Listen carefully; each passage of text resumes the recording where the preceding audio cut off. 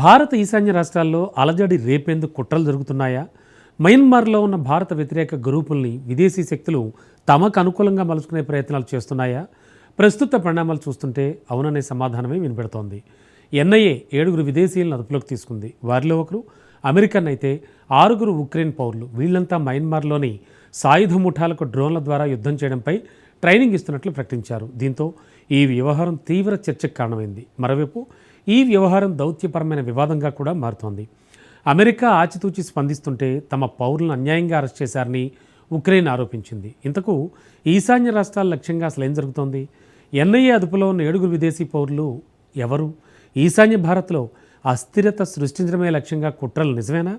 ఈ కేసును Indian James Bond Ajit Doval స్వయంగా పర్యవేక్షిస్తున్నారా? Let's watch. భారత ఈశాన్య రాష్ట్రాల లక్ష్యంగా కుట్రలు నిజమేనా?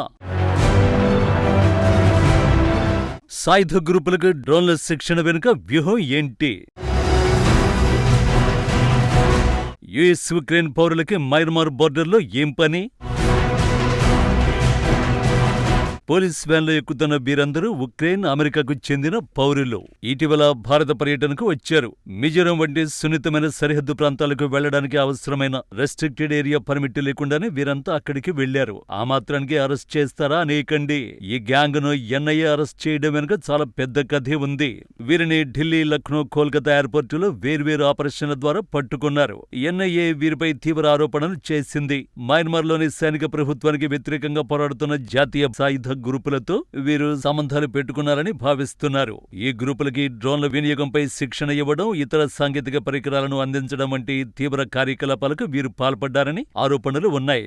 వీరిపై ఫారినర్స్ యాక్ట్ తో పాటు కఠినమైన ఉగ్రవాద వ్యతిరేక చట్టం యుఏపిఏ కింద కేసులు నమోదు చేశారు. ఇక్కడే ఉక్రెయిన్ సీన్లోకి వచ్చింది. తమ పౌరులను అన్యాయంగా అరెస్ట్ చేశారని ఉక్రెయిన్ రాయబారి డాక్టర్ ఒలెగ్జాండర్ పోలిస్చుక్ భారత విదేశీ వ్యవహారాల మంత్రిత్వ శాఖకు నిరసన వ్యక్తం చేశాడు.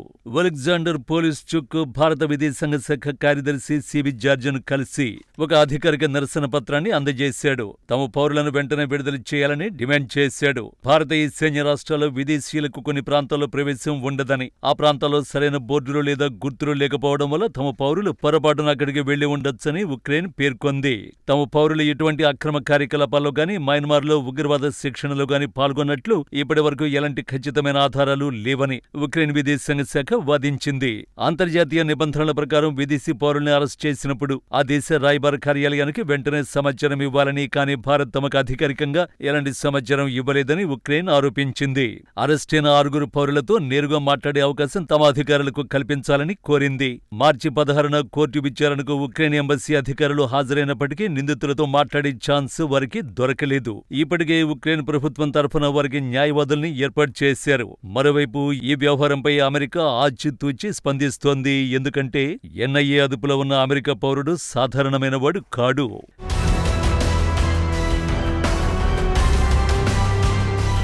మాథ్యూ వైన్డైక్ ఎన్ఐఏ అదుపులో ఉన్న అమెరికన్ ఇతడికి అంతర్జాతీయ స్థాయిలో వివాదాస్పద వ్యక్తిగా గుర్తింపు ఉంది.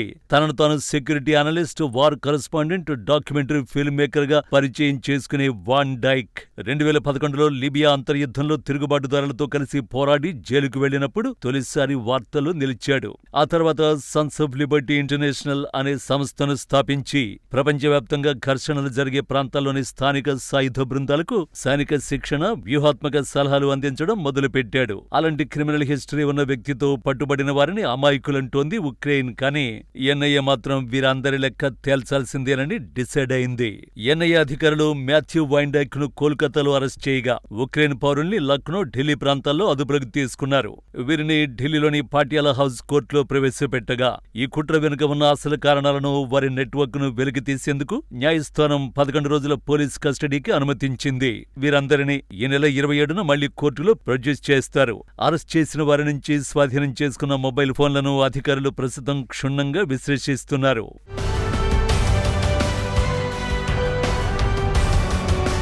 దాదాపు 14 మంది విదేశీయులు టూరిస్టు వీసాలపై భారత్కు వచ్చి గౌహతి నుంచి మిజోరం చేరుకుని అక్కడి నుంచి అక్రమంగా మయన్మార్లోకి వెళ్లినట్లు ఎన్ఐఏ గుర్తించింది.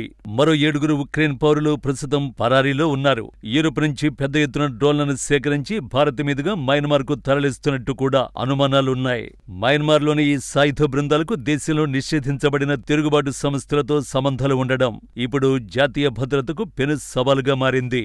ఈ ముఠాకు ఇండియాలో స్థానికంగా ఎవరైనా సహకరిస్తున్నారనే కోణంలో దర్యాప్తు సాగుతోంది. గతేడాది మార్చిలో మిజోరం ముఖ్యమంత్రి లాల్దు హోమా కూడా ఇటువంటి హెచ్చరికలు చేశారు. అమెరికా, బ్రిటన్కు చెందిన మాజీ ప్రత్యేక దళాల సభ్యులు, కిరాయి సైనికులు మిజోరం మీదుగా మయన్మార్లోకి ప్రవేశించి అక్కడ శిక్షణ ఇస్తున్నారని పేర్కొన్నారు.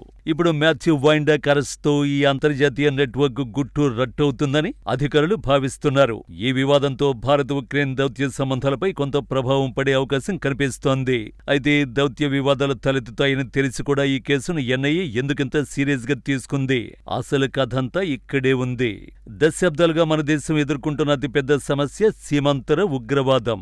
అది కేవలం పాకిస్తాన్ నుంచే కాదు, దాని మద్దతుతో భారత్కు అన్ని వైపులా విస్తరించింది. పైగా చైనా వంటి దేశాలు పాకిస్తాన్ ఉగ్ర గ్రూపుల్ని బలపరుస్తున్నాయి. ముఖ్యంగా ఈశాన్య రాష్ట్రాలను భారత్ నుంచి వేరు చేసే కుట్రలు దశాబ్దాలుగా జరుగుతూనే ఉన్నాయి. ఆ కుట్రలకు చైనా మద్దతుగా నిలుస్తోంది. అసోంను వేర్పాటువాదం ద్వారా విడదీసే కుట్రలకైతే కొదువేలేదు. ఆ కుట్రలో అధికంగా వినిపించే పేరు United liberation front of Assam, shortcut లో వోల్ఫా ఐ. 2025 జూలైలో ఈ గ్రూపు లక్ష్యంగానే మయన్మార్ సైన్యంతో కలిసి ఇండియన్ ఆర్మీ సర్జికల్ స్ట్రైక్స్ నిర్వహించింది. ఆ ఆపరేషన్ చాలా రహస్యంగా నిర్వహించింది. దీనికి సంబంధించిన అధికారిక వివరాలు 2026 రిపబ్లిక్ డే సందర్భంగా వెలుగులోకి వచ్చాయి. గతేడాది జూలై 11 నుంచి 13 మధ్య ఈ ఆపరేషన్ జరిగింది. 21 పారా స్పెషల్ ఫోర్సెస్ కి చెందిన లెఫ్టినెంట్ కల్నల్ ఘాటగే ఆదిత్య శ్రీకుమార్ నేతృత్వంలో ఈ దాడి జరిగింది. ఆయనకి ఇటీవల శౌర్య చక్ర అవార్డును ప్రకటించారు. మయన్మార్ లోపల సుమారు 8 కిలోమీటర్ల దూరంలో ఉన్న ఉగ్ర శిబిరాలపై భారత సైన్యం మెరుపు దాడి చేసింది. ఇందులో సుమారు 9 మంది తీవ్రవాదులు హతమయ్యారు, అనేక మంది గాయపడ్డారు.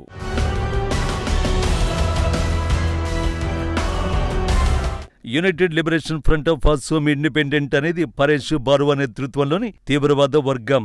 అస్సాంను భారత్ నుండి వేరు చేసి ప్రత్యేక సార్వభౌమ దేశంగా మార్చడం దీని లక్ష్యం. 2023లో అరవింద్ రాజ్ ఖోవా నేతృత్వంలోని మెజారిటీ వర్గం ప్రభుత్వంతో శాంతి ఒప్పందం చేసుకుని ఆయుధాలు వదిలేసింది. కానీ పరేష్ బారువా వర్గం ఇంకా మయన్మార్ నుంచి కార్యకలాపాలు సాగిస్తోంది. అలాంటి గ్రూపులకు డ్రోన్లతో ఎలా దాడులు చేయొచ్చు, ట్రైనింగ్ ఇస్తే ఏం జరుగుతుందో ప్రత్యేకించి చెప్పాల్సిన పని లేదు.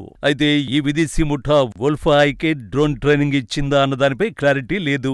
నిజానికి మయన్మార్లో ఏ సాయుధ గ్రూప్ కు డ్రోన్ ట్రైనింగ్ ఇచ్చినా అది వోల్ఫా ఐకి ఇచ్చినట్లే. ఎందుకంటే ఈ సాయుధ గ్రూపులన్నింటికీ లింకులున్నాయి. ఓవరాల్ గా డ్రోన్ సాంకేతికత వోల్ఫా ఐ వంటి గ్రూపుల చేతులకు వెళితే భారత భద్రతకు ముప్పు వాటిల్లడం ఖాయం. ముఖ్యంగా విదేశీ శిక్షకుల ఎంట్రీతో ఈశాన్య రాష్ట్రాల్లో గెరిల్లా పోరాటాలు పెరిగే ప్రమాదం ఉంటుందని భద్రతా నిపుణులు భావిస్తున్నారు. సో ఈ కుట్ర వెనుక ఎవరున్నారో తెలియాలంటే ఎన్ఐఏ పూర్తి విచారణ వరకు వేచి చూడాల్సిందే.